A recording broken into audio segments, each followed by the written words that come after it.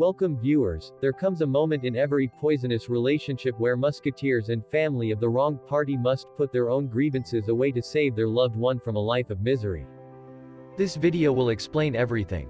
However, before continuing, if you are new to my channel, please take a moment to press the red subscription button below and turn on the notification bell to receive the latest information for the day.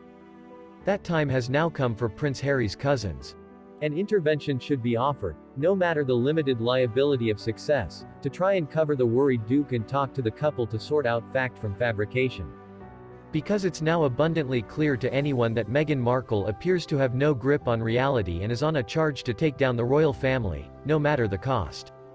The emotionally vulnerable Harry, once a popular and affable chap, appears to have been transported into an alternate macrocosm that's disturbing and dangerous to all parties, especially the monarchy. The Rubicon has been crossed with the former actress's rearmost deranged diatribe against the royal family in Britain for The Cut magazine to promote her new Spotify podcast that features a roster of deformations.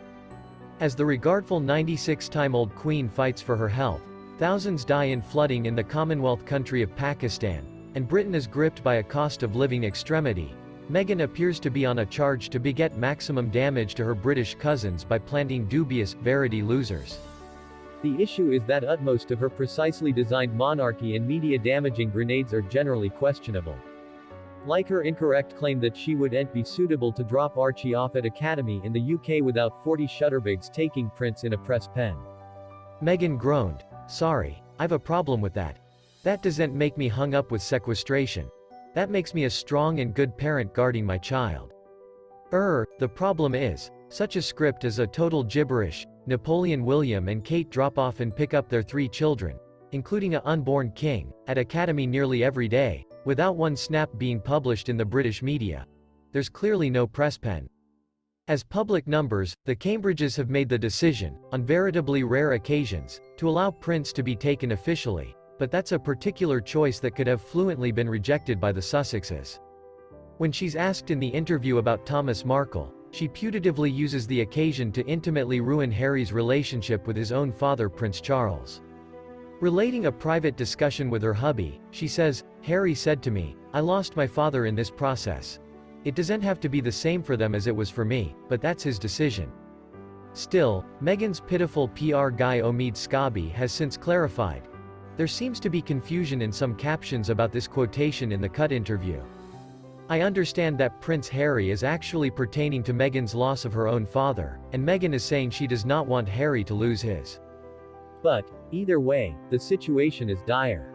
When the author Alison P. Davis asks if Harry feels insulated without any family near, Meghan again changes the subject to make it about her, responding, "Well, look, we both structure community. I didn't have musketeers over then." Single quote. When it comes to Megxit, of course, none of the problems were Meghan's fault, rather the fact she was a hands-on American supposedly. She groans about being unfit to remain working royals while combing in millions from major pots, laughably claiming that, for whatever reason, isn't commodity that we were allowed to do. Indeed, though several other members of the family do that exact thing. Name me a working member of the royal family suitable to do this, let alone one set to dispraise off their cousins for a massive payday. They do'n't live. It's just more nonsense. Indeed, more risibly, Meghan makes it clear she believes the royal family owes her and reason, as she maintains a thinly veiled trouble to release further dangerous information if she doesn't get her own way. "I suppose remission is really important. It takes a lot further energy to not forgive," she says. "But it takes a lot of trouble to forgive. They really made an act of trouble, especially knowing that I can say anything.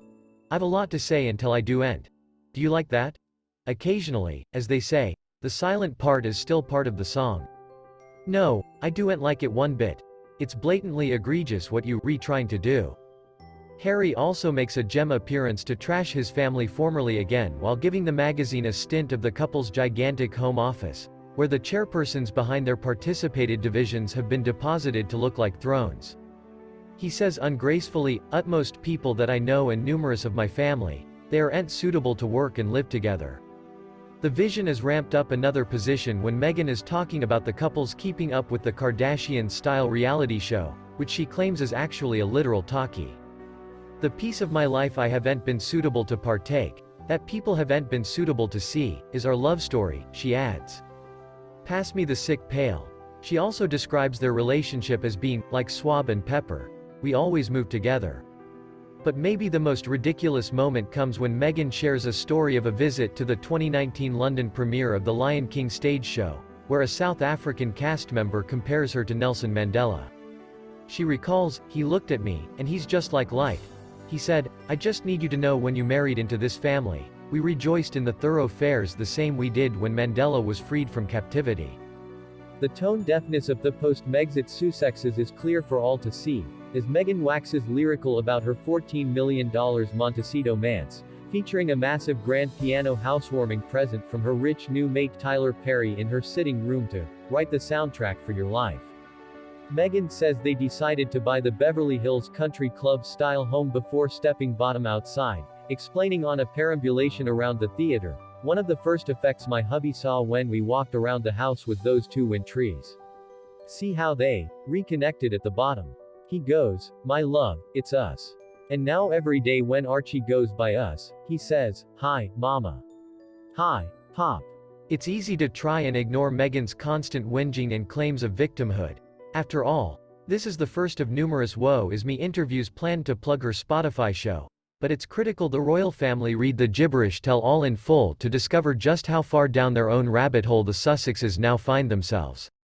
It's egregious to me they no longer have a shred of respect for the Queen or the monarchy, an institution they feel to wish to damage, indeed as they continue to benefit off their connection to it. That's why Prince Charles and William, immaculately with interceder Kate in hitch, should board a aeroplane to California. I know there's a million reasons why such an idea would be dismissed as preposterous and insolvable, especially given the chance of getting through to Harry seems close to he's co-pilot of this kamikaze charge, after all. But at least they would have tried everything, on behalf of the Queen, the institution she has worked her life to cover and the country she loves, to save Harry from this destructive madness.